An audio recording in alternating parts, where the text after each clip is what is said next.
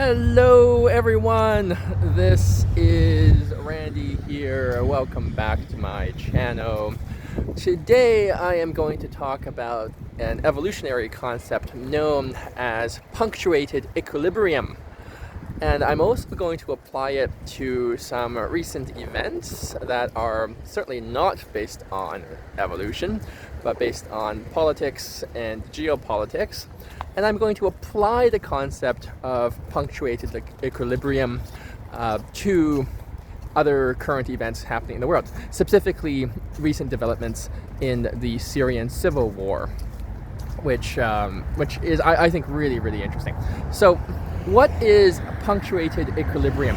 So there's this concept in evolution that for the majority of the lifetime of a particular species, there exists long periods of stasis being lack of change, and to some extent stability.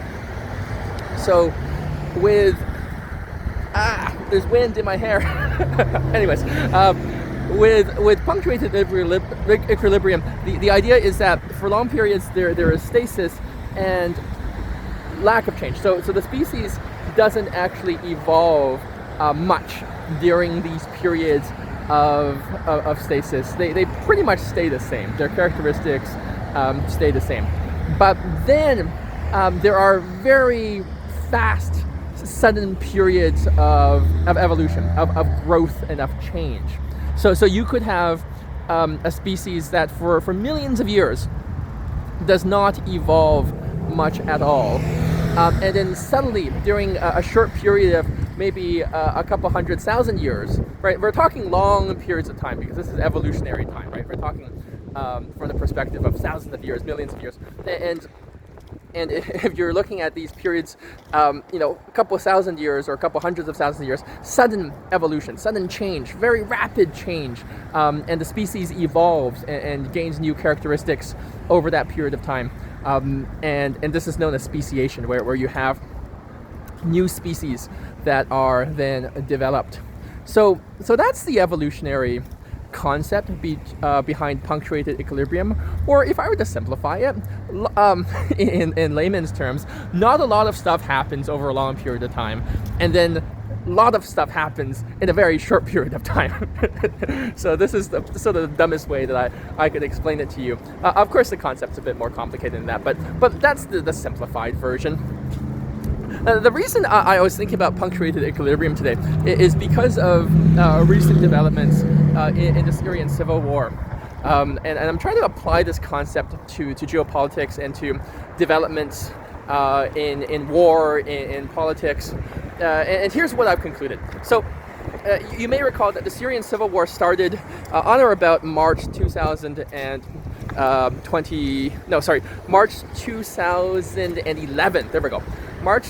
On or about March 2011, the Syrian Civil War was one of the outcomes of the Arab Spring revolutions, a series of mostly failed revolutions in the Arab world, starting with Tunisia, then Egypt, then the Arab Spring revolutions made its way to Libya, eventually Syria, and all hell broke loose in Syria. And the war's been going on for years, right? At the time of this filming of this video, December 2024, we're looking at 12-13 year war in Syria with millions of Syrians displaced as refugees all over the world, with the country torn apart, with many population centers depopulated, immeasurable suffering occurring to the people there.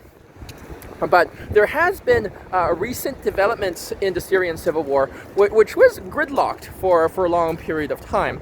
And the recent developments are that rebel groups led by one group in particular called HTS, an Islamist group. They've and an alliance, a loose alliance of different rebel groups. They've managed today. As of today, they've managed to take over the capital, Damascus, and Assad, who has been the long-standing leader of Syria, has reportedly fled. And the movement and the conquest of the rebels has been lightning fast. Just a week ago, or maybe less than a week, they took over the city of Aleppo, and then followed by Hama and then Homs, and they've moved into Damascus, which is the Syrian capital.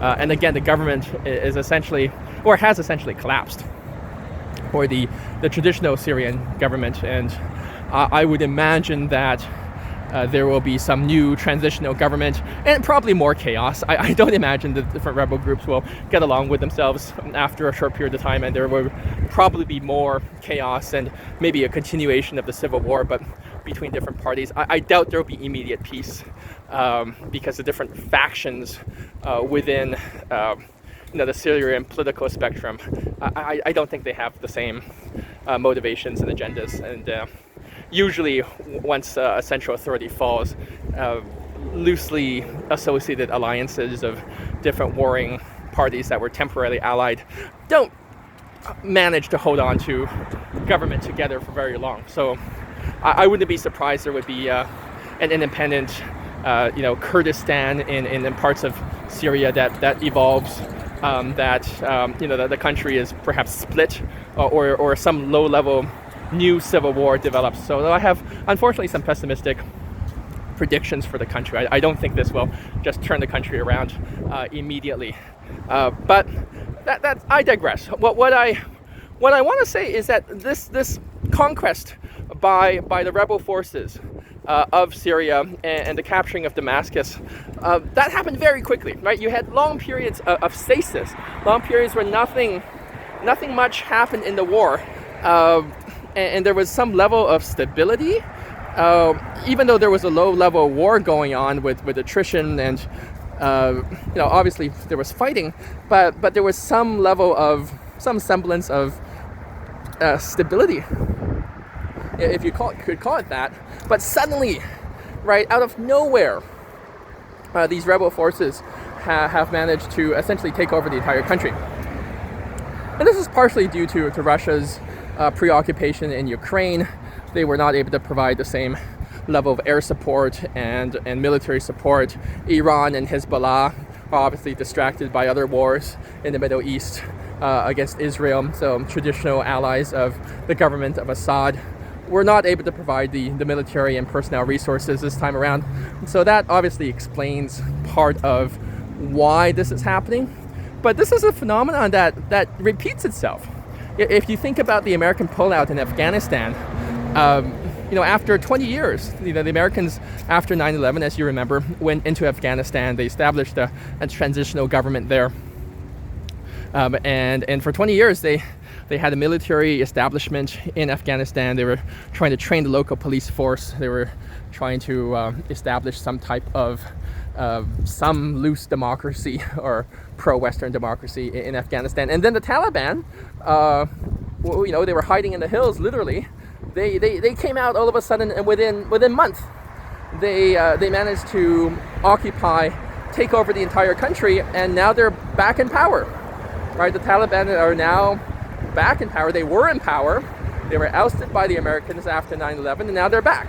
Right, and the Taliban takeover of Afghanistan is another example of what I see as the concept of punctuated equilibrium occurring in the geopolitical realm and in war, where you have long periods of nothing happening, of some relative stasis, right? The Taliban were obviously causing trouble. They were engaging in certain terrorist activities and trying to destabilize the American government, but through low-level means. But then they regrouped, they actually took over cities, and then Kabul, the capital of Afghanistan, fell. And there were dramatic scenes of people trying to climb onto airplanes and American military equipment and military planes leaving, airlifting citizens, American citizens mostly, out of the country. Like dramatic scenes of the American departure from Afghanistan. Another example in geopolitics of what I would consider sort of punctuated equilibrium. So you see this in a lot of things in the world. So food for thought. Just because something is not happening, and you feel that there is, where you observe that there is some level of I hate to use this word stability because it's certainly not stable, but some level of stasis. Suddenly things can happen, and this could happen, for example, in Ukraine, right? For the last year and a half, the battle lines have been more or less somewhat stable in the east of Ukraine, right? The Russians have pushed, but they haven't been able to push too far. The Ukrainians have tried to push back, but they haven't been able to push too far. There's these sort of defined battle lines along the eastern parts of Ukraine, in Luhansk, Donetsk, in the traditional Donbass region, where there's these lines that are they're being formed, these defensive lines, based on the fact that neither party can push further. They're kind of stuck in this war of attrition along these battle lines. So could something like that happen in Ukraine? Could there be punctuated equilibrium, if you will, where suddenly one of the warring parties makes rapid progress?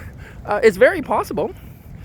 We saw flashes of that with the Ukrainian counteroffensive last year, and perhaps there could be some type of Russian push that punctures through Ukrainian defense lines, and who knows? These are just speculative predictions, but certainly we've seen in recent years, and certainly today, this is another reminder of that, that things that are slow, that don't seem to change for long periods of time, can change very, very rapidly, and can change all of a sudden in an unexpected way. Right. Imagine if you're just going back to the Syrian Civil War. Imagine you're a civilian living in Damascus. As of 2 weeks ago, you were under the rulership of Assad. Right. Your life would have been not stable, but pretty stable. There would have been some regularity to your life, and now you're living under a different flag. Right. You're now the country has been liberated. I don't know, or there's certainly been a change in government. Again, I don't have very. I think whenever this type of thing happens, there's always going to be chaos that ensues. I don't think we're suddenly going to have a fully functional, non-corrupt, democratic, transitional government that in Syria all of a sudden. I just highly doubt that. I don't think the infrastructure and the civic communities are there to allow that type of transition. I think there's just going to be more chaos that happens afterwards, at least for the time being. Those are my thoughts. Tell me what you think about punctuated equilibrium and how this may apply to maybe other aspects of life. I think it applies to a lot of aspects, but I'm just concentrating on geopolitics and recent developments on the battlefield. There are a number of wars happening in the world right now, unfortunately. Hopefully there will be resolutions to the majority of these wars, but certainly it is an unstable time. It's Randy I. It's December 2024. Do not forget to like and subscribe. I hope you're having a wonderful day, and I hope your day just got a little bit more better. Is that even grammatically correct? More better? No. I think the correct grammatical expression is that I hope it just got better. All right, talk to you soon, guys. Bye-bye.